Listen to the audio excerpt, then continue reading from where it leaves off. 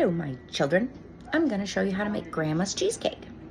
So the first thing we do, now we're making two 10 by 10s, and I can't flip this around, so I'm going to have to turn it around myself. This recipe's two 10 by 10s. So the first thing you got to do, I took 6 of these, and I hand crushed them. And then what I do is put them in here, and then pour it out here. So it's nice and two at a time. Put this is my favorite one, and then power on and pulse. Oops, I don't want to pulse. I'm missing the top. Now we add 1.5 cups of sugar, so that's a half. 1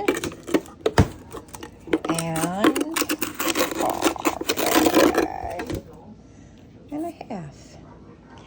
And we have to melt 26 tablespoons of butter. 6 tablespoons of butter.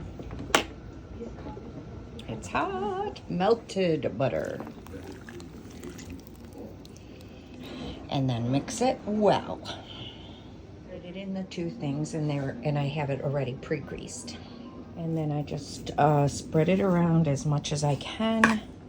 But I always start on the sides because they're the hardest. And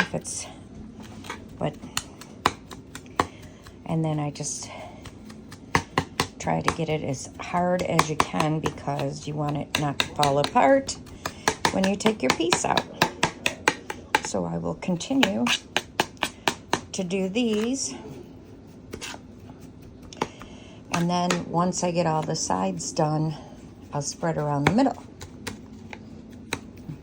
and even it out and make sure it's all patted down and hard.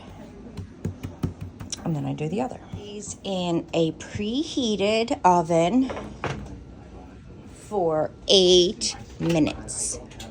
So they're pre-cooked and a little bit harder. 1 and... Oh no, I gotta fix this. We put in 6 cream cheeses and whip it up. And they're room temperature, so they whip up pretty easy. Then we add in 9 eggs with 3 teaspoons of vanilla. Oh, you gotta go a little slower though. It'll squirt all over the place. I do a little at a time.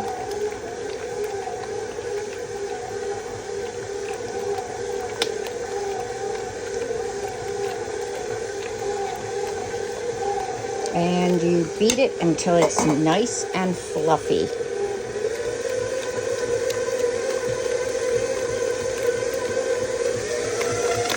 You don't want to. It'll get fluffier as soon as it incorporates more with the eggs.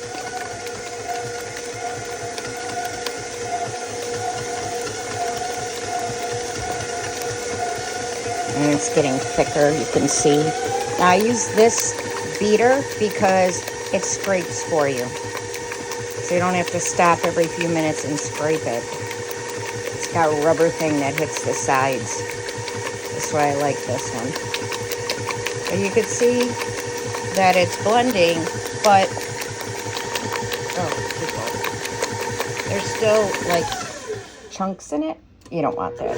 You want to keep going until all the chunks are gone. So you can see that this looks much smoother, and it looks good to put in the pans. We split this half and half between the 2 pans. You try to flatten it out as much as you can. This one seems like it got a little less. And I hit the bottom because there's a piece of cheese in this one. So it'll still be okay, but it's not perfect. But that's okay. And usually I put a little bit of sugar in. It's not in the recipe, but I forgot. So I like to put a little bit just on the top because this has no sweetness to it. There's nothing sweet in it, just a little. And we put it in the oven at 375 for 20 minutes. Take it out, you'll know it's done because you'll shake it and there's no movement. And looks pretty good. I have the other one still in the oven because it had a little looseness right around there. It does crack like that, but that's not a big deal because we're going to be putting the thing on the top. But this was the part that wasn't too solid, and it's all good now. No movement. Okay, we got to let that cool, and we'll start making the top. The topping, we need 2 of the 24-ounce sour creams. And we're going to use 2 cups of sugar and 3 teaspoons of vanilla. And mix it together in there. So then you spread the topping on it. Make sure you get to the ends.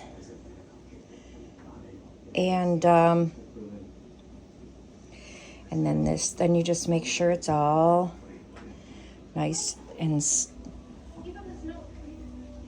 Now, if the yellow part wasn't hard, then this thing would all sink in. So that's why you let it cool. Put it in the oven on 475 for 10 minutes. After the 10 minutes at 475, you let it cool a little enough so that you could put it in the fridge. And then they're done. You can eat them, you know, after they're cooled out. But I usually make them a day before. Okay. Love ya.